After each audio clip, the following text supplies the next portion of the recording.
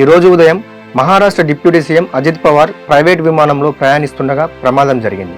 అజిత్ పవార్ ప్రయాణిస్తున్న laser jet 45 XRలో సాంకేతిక సమస్య తలెత్తింది.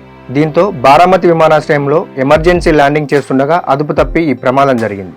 ఈ ఘటనలో పవార్తో పాటు మరో 4 ప్రాణాలు కోల్పోయారు.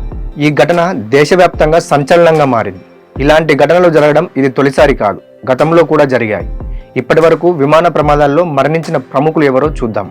2021 డిసెంబర్ 8న తమిళనాడులోని కూనూరు సమీపంలో ఆర్మీ హెలికాప్టర్ ప్రమాదానికి గురైంది. ఈ ప్రమాదంలో భారత ఆర్మీ జనరల్ బిపిన్ రావత్, ఆయన భార్య సహా మొత్తం 13 మంది మరణించారు.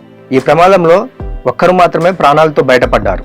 అయితే భారీ వర్షం, తక్కువ గమన దృష్టి వల్ల నియంత్రణ కోల్పోవడంతోనే ఈ ఘటన జరిగినట్లు అధికారులు వెల్లడించారు.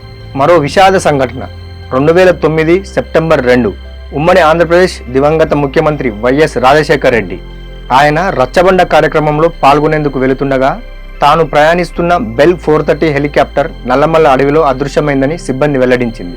మరుసటి రోజు పావురాల గుట్ట వద్ద ప్రమాదానికి గురైనట్లు అధికారిక యంత్రాంగం నిర్ధారించింది. ఈ ప్రమాదంలో వైఎస్ఆర్ సహా 5 మరణించారు.